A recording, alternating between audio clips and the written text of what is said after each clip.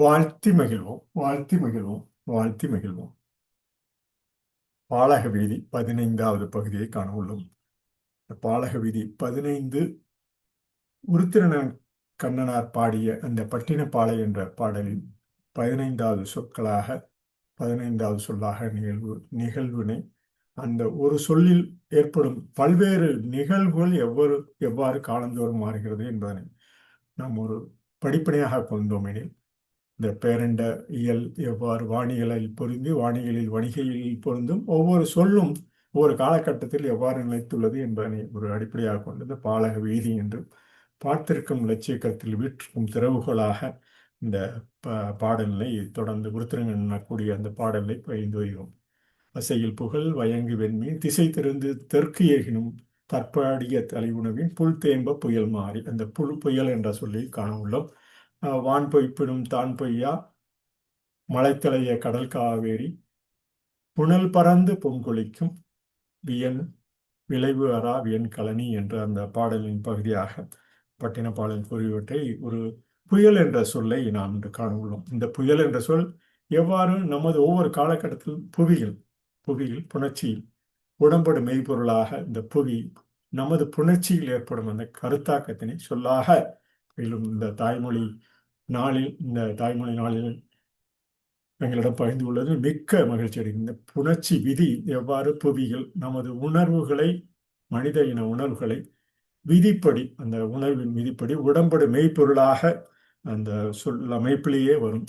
அந்த புயல் என்ற அந்த சொல்லக்கூடிய ஒவ்வொரு சொல்லும் நாம் ஒவ்வொரு காலகட்டத்திலும் எவ்வாறு அந்த மெய்ப்பொருளோடு உடம்படி மெய்ப்பொருளோடு சேர்ந்து அவை சேராமல் இருக்கும்போது என்ன சொல்லமைப்பு வேணும், சேரும்போது என்ன சொல்லமைப்பு வரும் என்பதெல்லாம் புணர்ச்சி விதியின்படி மனித அறிவாற்றல் நிலைப்படி அந்த உடம்பொடு மெய்யில் உடம்படாத நேரத்தில் உடம்படும் இரண்டு உயிர்கள் உடம்படுத்துகின்ற அந்த மெய்ப்பொருள் உணர்வின் புணர்ச்சியினை ஏற்படுத்தும் அந்த பல்வேறு நிலைகளை தொடர்ந்து பயின்று வருகிறோம். இவை எவ்வாறு புயல் என்ற அந்த சொல் அமைப்பை பார்த்தோம் என்றால் தெரியும். அந்த நிலைமொழியில் இறுதியில் உள்ள உகரம் வறுமொழியில் என்ற மாதிரி புயல் யகரமாக தோன்றி மெய்ப்படு பொருளில் புயல் என்று அந்த சொல்லமைப்பில் நாம் அந்த சொல்லினை கையாளலாம்.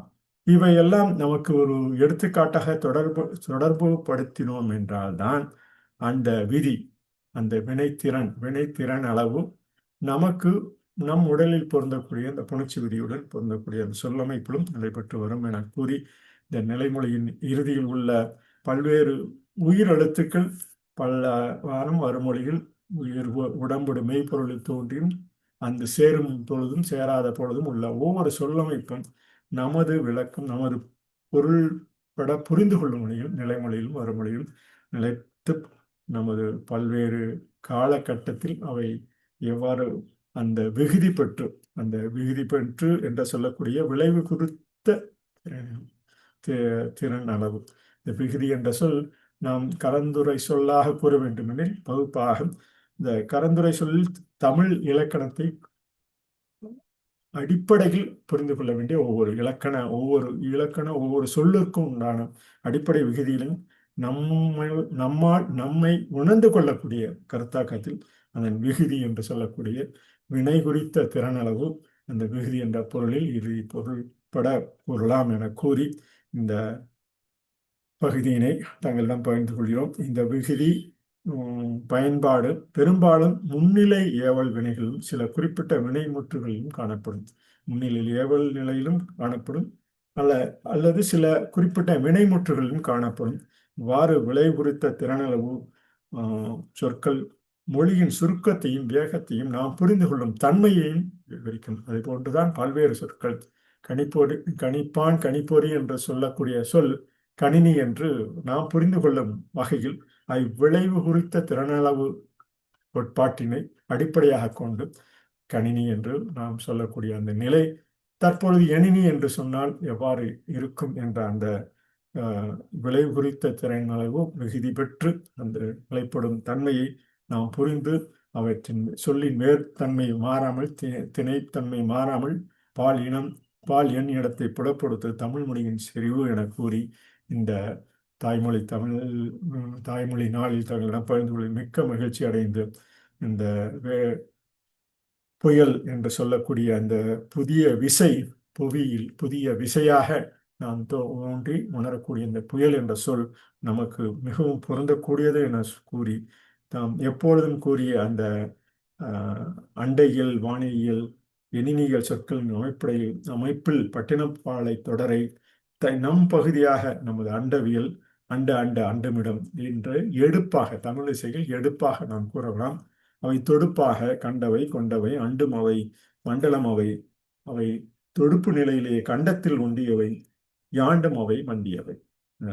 கண்டமானவை, ஆண்டானவை, துண்டானவை, காண்பவை. நாம் காண்பவை ஒவ்வொரு காலகட்டத்திலும் காணும் பொருட்கள் மாறுபடும் என்ற அந்த மாறுபடும் தன்மையை நாம் உணர்ந்து கொண்டால்தான் நமது அகத்துணை ஆன்மீகத்திலும் அறிவாற்றிலும் சிறந்து விளங்கக்கூடிய தன்மையாகும். ஆன்மீகம் என்று சொல்லக்கூடிய ஒவ்வொருவருக்குமே தான் பிறந்த காலத்திலிருந்து, பிறந்த இடத்திலிருந்து, நமது சான்றோர் பெருமக்கள் கூறிய கருத்துக்களிலிருந்து தொடர்ந்து தங்களால் தன்மை உணர்ந்து கொள்ளக்கூடிய அந்த நிலையெல்லாம் நாம் காண்பவை. அவை உறுதி பெற்று உண்மை நிலையை நமக்கு ஒரு உறுதியான தரத்தை விளக்கும் உதவியாக நாம் கருதி அந்த பாடல் தமிழிசை பாடலாக நாம் கூறலாம். அந்த அண்டையில் அண்டமிடம் என எடுப்பாக அந்த அண்டையில் எவ்வாறு கருமை நிறத்திலிருந்து பேரண்டத்தில் ஒளி பெற்று பேரண்ட அதிர்வு ஏற்பட்டு பல்வேறு விதமான அந்த அண்டைகளில் குற்றுப்படி விண்ணுலகில் ஏற்படும்